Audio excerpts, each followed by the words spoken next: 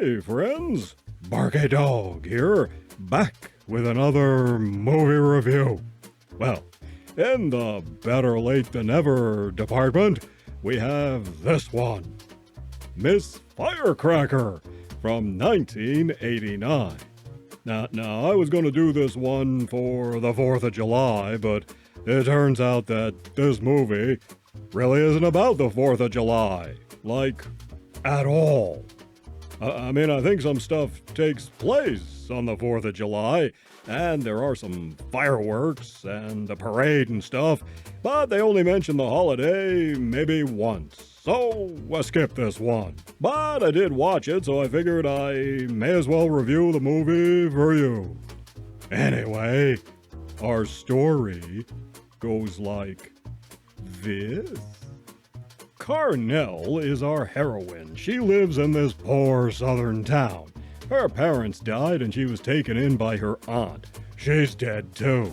She has 2 cousins. One married a rich guy and lives in Atlanta, and the other went to the nut house. He's out now and on his way home. Now Carnell wants to leave this town, but she wants to go out in a blaze of glory. To do that, she enters the Miss Firecracker Contest, a local beauty pageant. She somehow thinks this is her ticket out.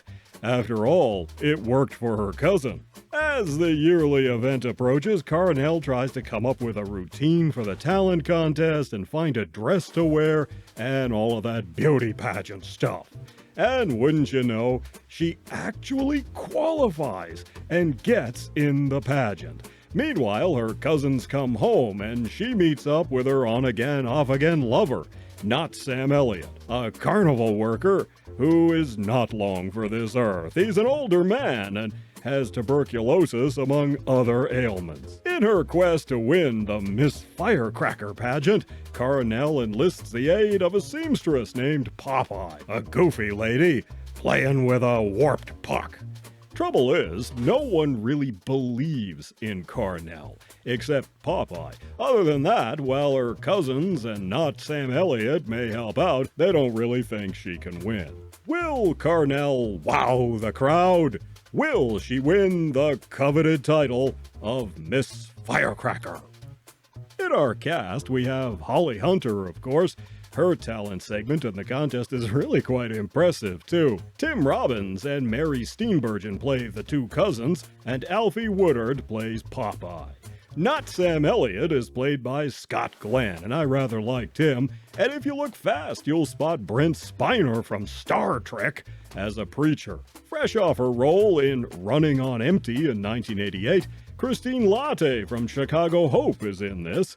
No surprise, since she recently had just married the director of the film, Thomas Chalamet. He went on to direct lots of TV, including Sports Night and The West Wing. All in all, a very fine cast, and the movie looks good. So, for the most part, there are no bad performances here. I have only one reservation, and that's Holly Hunter. See, she's fine and all, but her performance is admittedly a little uneven. Like, sometimes she plays Carnell as a flighty teenager and then turns on a dime and she's a fully grown, mature adult, and then back again. It's not like we see an evolution of the character. Instead, she just vacillates from one extreme to the other. Even so, she is likable and you do root for her. But it's also gotta be said, Holly is a bit too old to be playing this character. See, they tell us this is the last year Carnell will be eligible to enter the contest, and we see her driving a car and working at a fish factory, so obviously she's not in school. So Carnell should be what? 18 to maybe 21, right? But Holly was 31 when she made this, and there are times when she looks it.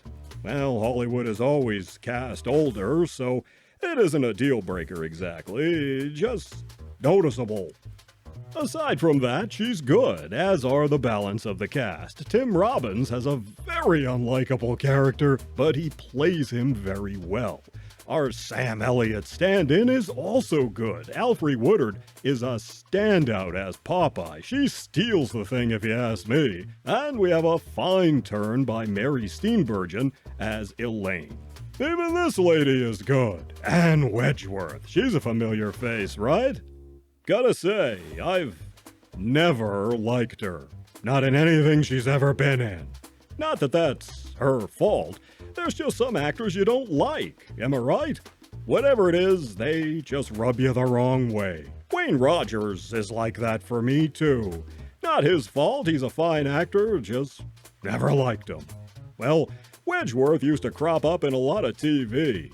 She had a short stint on Three's Company, and later she was a regular on Evening Shade. She always played a Southern fried, Southern belle type, supposedly refined and/or a sexpot, putting on a breathy Southern accent, even though she was born in Texas, not Georgia or whatever. Anyway, I never liked her. Still, she pops up in this as a leading light of the community, helping to run the contest. It's a minor role, she's all right here, and because it's set in the South, her accent fit the situation. Unlike on Three's Company.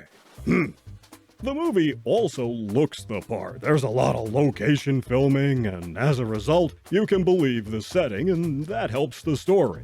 One thing that struck me here was how some of the characters, Popeye especially, sometimes Elaine, are straight out of a Wes Anderson movie.